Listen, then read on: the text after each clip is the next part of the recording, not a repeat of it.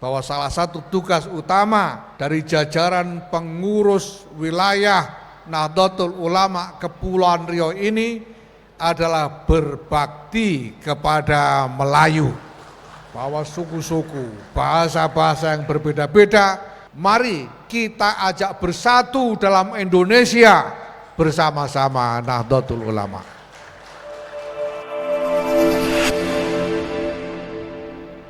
Bapak Ibu yang saya hormati, memang ketika para muassis, para pendiri Jam'iyah ini mendirikan Nahdlatul Ulama ini, yang beliau pikirkan sebetulnya adalah bahwa pertama, di Nusantara ini sebetulnya telah tumbuh satu peradaban yang menjadi milik bersama.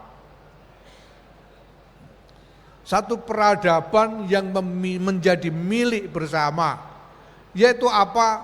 Peradaban Ahlus Sunnah wal Jamaah. Peradaban Islam Ahlus Sunnah wal Jamaah.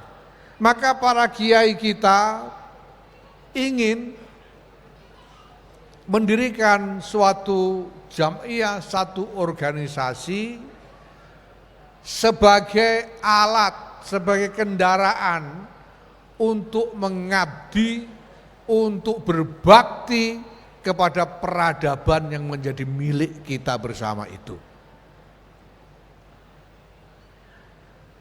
Kalau Bapak Ibu sekalian, saya tidak tahu ini orang Batam ini sudah berapa persen Indonesia dijelajahi oleh orang Batam ini. Saya sampaikan tadi, saya alhamdulillah sudah khatam, bertemu mulai dari Sabang sampai Merauke, mulai dari Minahasa sampai ke Bali. Di mana-mana saya temui dengan sangat jelas ciri-ciri dari peradaban bersama, yaitu peradaban Ahlus Sunnah wal Jamaah. Kalau kita pelajari catatan sejarah di seluruh Nusantara ini, kita akan mendapati pusat-pusat peradaban, kerajaan-kerajaan yang semuanya membawa ciri-ciri Ahlus Sunnah wal Jamaah. Samudra Pasai, kerajaan Mataram Islam di Jawa, kerajaan Bone di Bugis, Kutai Kartanegara di Kalimantan, kerajaan Kesultanan Lingga di Kepulauan Riau ini, semua adalah pusat-pusat peradaban Ahlus Sunnah wal Jamaah. Buktinya masih kita lihat sampai sekarang. Buktinya masih kita lihat sampai sekarang. Ketika saya datang di bandara tadi, saya disambut oleh tetua adat. Dipakaikan kepada saya sarung dan songket. Apa namanya itu? Ajak, pajak, panja, itu topi khas. Yang saya lihat sebetulnya punya kemiripan dengan topi tradisional dari berbagai daerah di Indonesia ini. Dan saya didoakan oleh tetua adat. Dan doanya doa Ahlus Sunnah wal Jamaah. Itu doa yang sama yang biasa saya dengar di dalam kegiatan-kegiatan pengajian di kampung-kampung di Jawa sana. Yang saya dengar juga di Bugis, di Sulawesi Selatan sana. Saya dengar juga ketika saya datang ke Aceh, ke Kalimantan, ke Nusa Tenggara Barat, dan lain sebagainya. Tadi di sini dibuka dengan tarian selamat datang. Ini kalau bukan Ahlus Sunnah wal Jamaah pasti tidak mau. itu pasti dianggap bid'ah misalnya. Kenapa? Kepulauan Riau mau dengan ini, dan kita tahu bahwa ini adalah warisan sejak masa-masa kesultanan di Kepulauan Riau ini. Ya. Ini jelas pasti Ahlus Sunnah wal Jamaah. Bahkan di Kepulauan Riau ini, di Kesultanan Lingga ini, kita bisa temui warisan-warisan yang berharga sekali. Secara keagamaan dan secara intelektual yang diwariskan oleh tokoh-tokoh peradaban Ahlus Sunnah wal Jamaah di Kepulauan Riau ini. Kita pernah mengenal Raja Ali bin Raja Haji Ahmad, atau yang lebih terkenal dengan Raja Ali Haji, seorang ulama dan sastrawan besar, penulis karya syair yang hingga sekarang sulit ditandingi kemegahannya, Gurindam 12. Dan juga penulis satu kitab yang sangat istimewa yang jarang sekali ditulis topiknya oleh para ulama kita. Kitab yang berjudul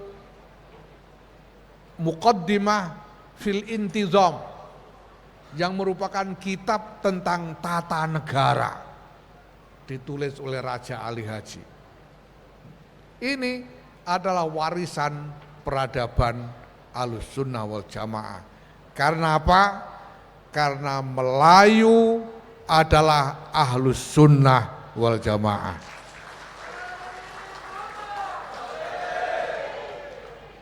Maka Bapak Ibu sekalian saya hormati, apabila tadi saya katakan bahwa Jamaiyah, organisasi Nahdlatul Ulama ini didirikan untuk mengabdi, untuk melayani, untuk berbakti kepada peradaban Ahlus Sunnah wal Jamaah, maka jelas bahwa salah satu tugas utama dari jajaran pengurus wilayah Nahdlatul Ulama Kepulauan Riau ini adalah berbakti kepada Melayu.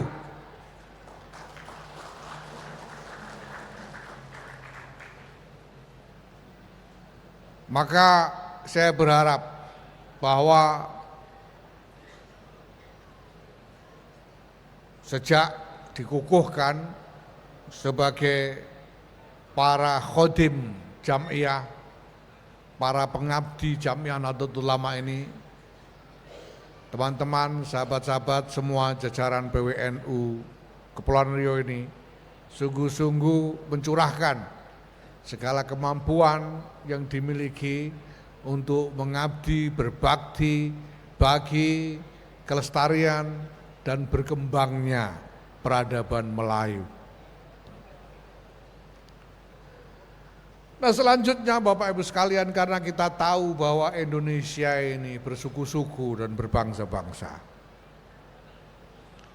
maka sesudah berbakti kepada Melayu atau bersamaan dengan berbakti kepada Melayu, maka pengurus Nahdlatul Ulama Provinsi Kepulauan Riau ini tidak boleh lupa juga untuk senantiasa mengikatkan diri pada ikatan bersama dari satu bangsa secara nasional bersama-sama dengan pengurus besar Nahdlatul Ulama. Bahwa fungsi Nahdlatul Ulama ini di samping melayan, berbakti kepada berbagai macam suku bangsa yang ada di Nusantara ini, Nahdlatul Ulama sekaligus harus mampu menjadi elemen pemersatu bangsa. Bahwa suku-suku, bahasa-bahasa yang berbeda-beda, mari kita ajak bersatu dalam Indonesia bersama-sama Nahdlatul Ulama. Dari susunan pengurus yang ada, banyak yang sudah saya kenal, dengan catatan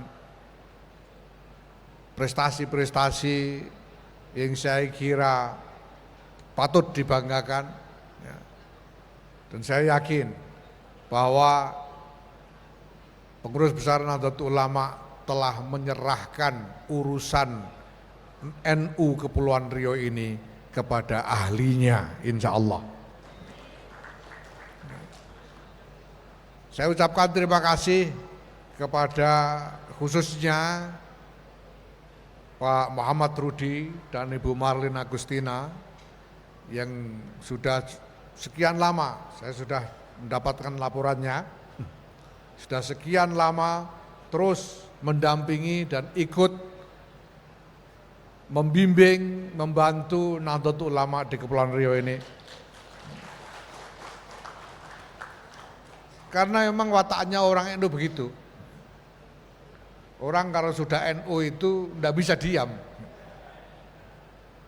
Kalau ada apa-apa pasti secara naluriah akan juga mengulurkan tangan, ikut membesarkan Nahdlatul Ulama. Alhamdulillah. Semoga PWNU Kepulauan Riau ini senantiasa mendapatkan naungan, bimbingan, pertolongan dari Allah Subhanahu wa taala sehingga dapat menjalankan tugas dengan sebaik-baiknya dan mudah-mudahan nanti di akhirat diringankan hisabnya, mudah-mudahan. Ya, karena ini tidak boleh lupa. Ini sampean ini Pak Mahbub, sampean bukan cuma ditunggu laporan pertanggungjawaban di Konferwil 2028. Sampean ditunggu hisab Allah nanti di akhiratnya. Ini jangan sampai lupa, setiap orang dari kader ini harus ingat bahwa baiat tadi adalah baiat dunia akhirat. Sekali lagi saya ucapkan selamat. La haula wala quwwata illa billah.